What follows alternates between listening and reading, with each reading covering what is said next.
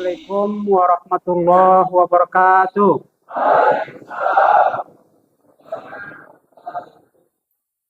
Alhamdulillah, wa syukurillah, wassalatu wassalamu ala rasulillah.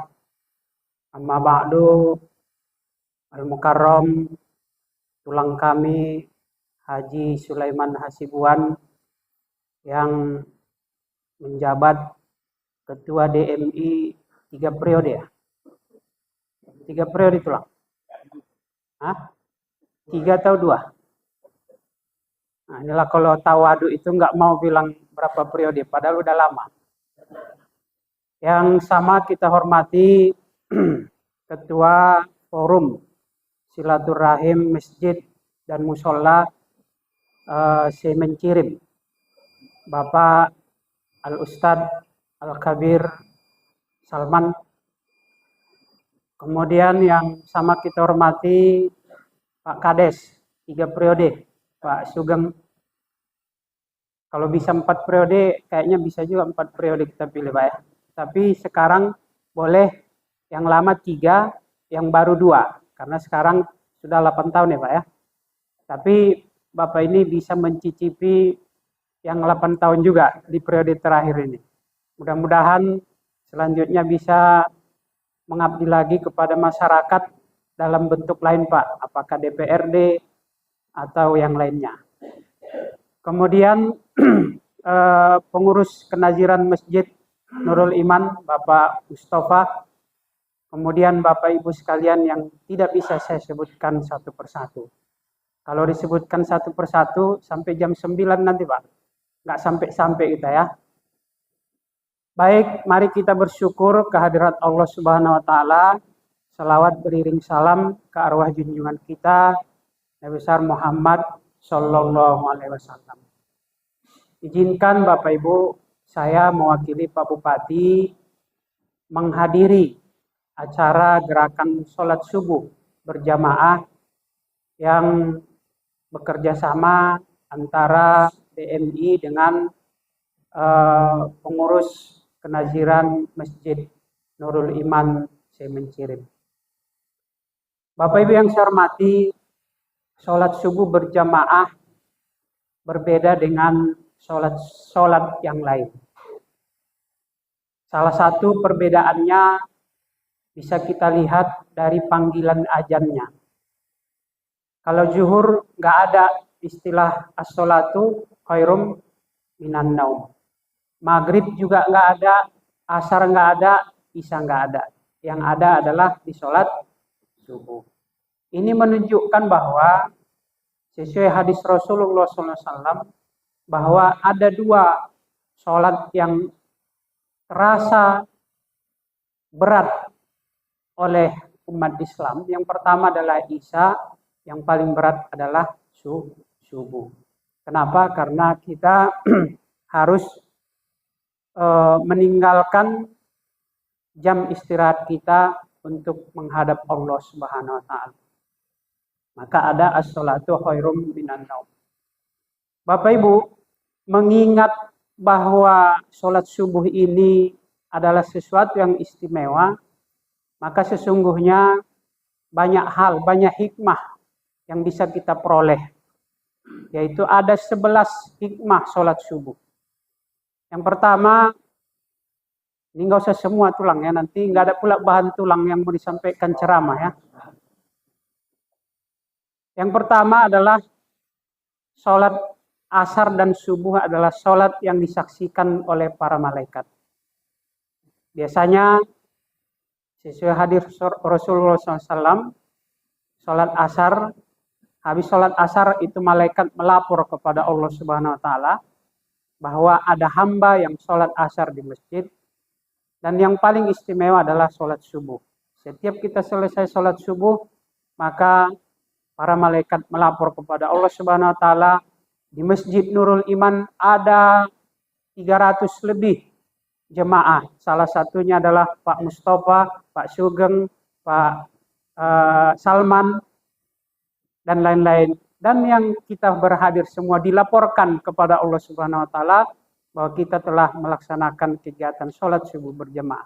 Meskipun Allah itu pasti tahu.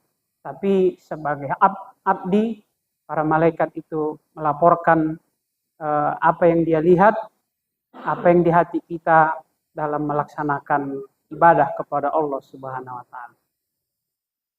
Yang lain masih banyak. Nanti kalau saya sampaikan nggak ada bahan Pak Ketua DMI. Saya beralih kepada apa hikmah yang kedua.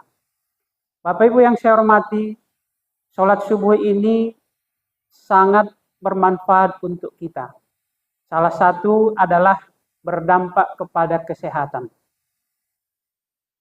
Ini sesuai dengan visi pemerintah Kabupaten Deli Serdang, menjadikan Deli Serdang, masyarakat Deli Serdang yang sehat, cerdas, sejahtera, religius, dan berkelanjutan.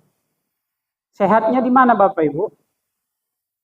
Menurut kajian para ahli medis, dan itu sering disampaikan para ustadz, bahwa orang yang bangun di pagi hari, kemudian tidak tidur lagi sampai kepada terbit matahari, itu badannya akan lebih sehat. Maka saya lihat tadi ada mana bapak-bapak yang ada tua tadi ya, saya lihat masih lebih sehat dari saya.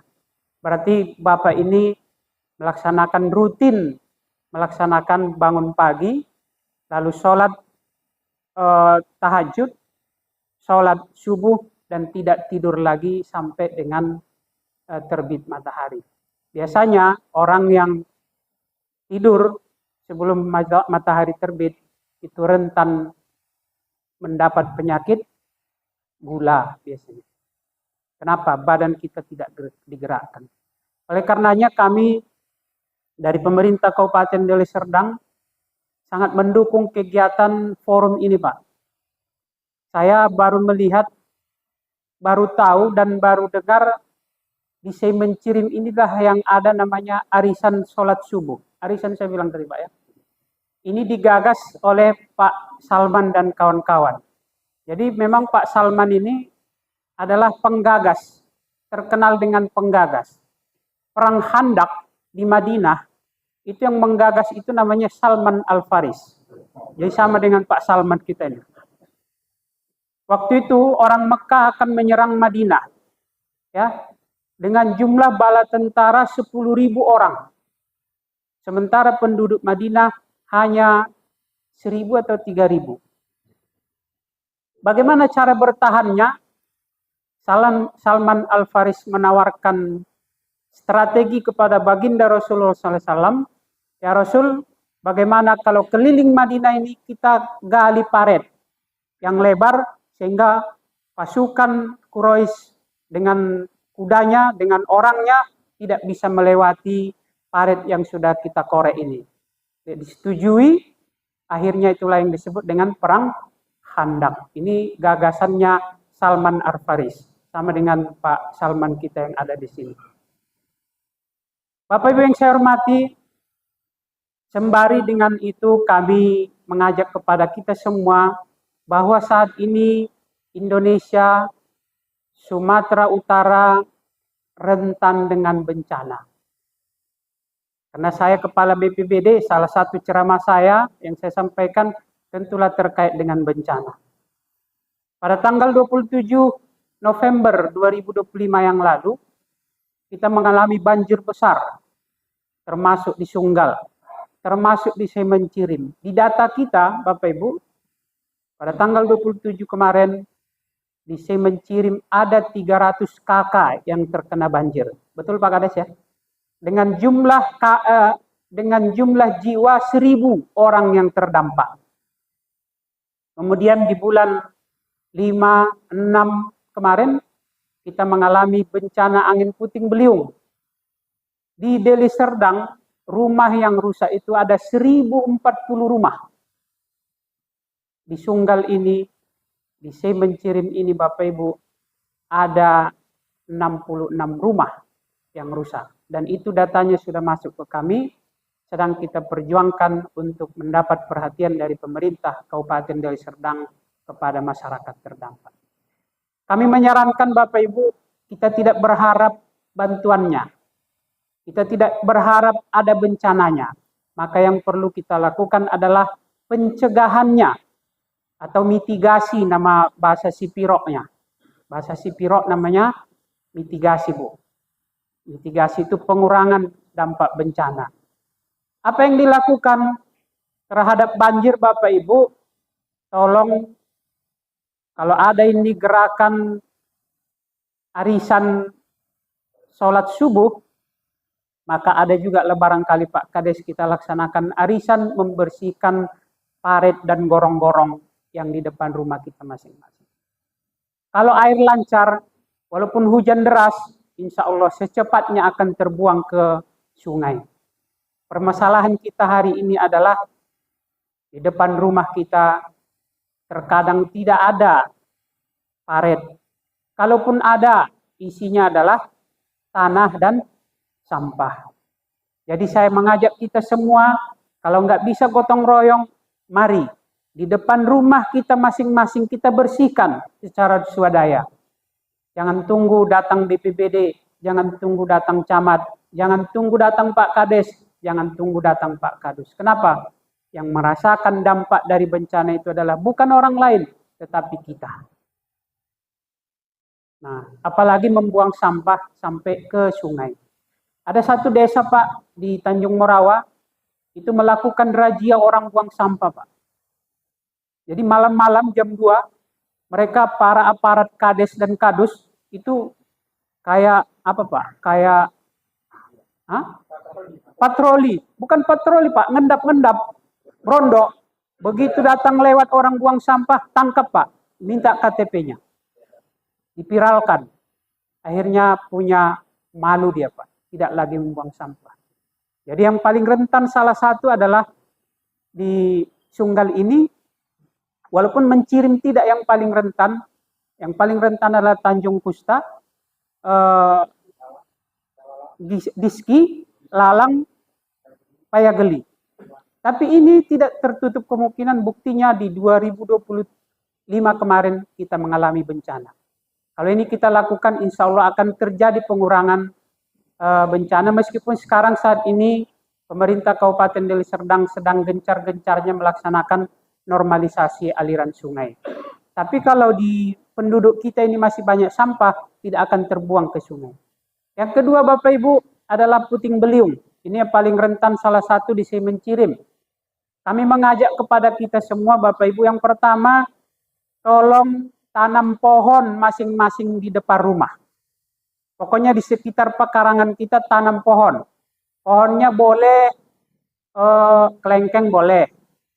Boleh mangga boleh. Apalagi itu saya lihat tuh. Rambutan boleh. Duku boleh. Nanti kalau panen undang saya Pak. Nah, kalau panen undang saya 4 tahun kemudian ya. Nah, itu akan memecah angin. Jadi kenapa puting beliung itu langsung ke rumah? Karena tidak ada penghalangnya. Jadi Bapak Ibu membangun rumah 1 bulan siap. Tapi menanam pohon belum tentu Pak. Oleh karenanya pohon itu sangat berharga buat kita. Yang kedua Pak, struktur bangunan Bapak Ibu. Sekarang orang banyak meletakkan atapnya itu tidak diikat. Jadi mudah terbang. Nah Bapak Ibu periksa rumah masing-masing. Kalau masih tahan naik ke loteng, tahan naik. Kalau nggak tahan dipanggil tukang, tolong diikatkan, apa namanya Pak? Rabung. Yang pengikat rabung itu diikatkan ke semen itu supaya kalau datang angin kemungkinan besar tidak akan terbang. Lalu pilihan rabungnya Bapak Ibu. Pilihan rabungnya adalah kalau bisa rabung 5 Pak.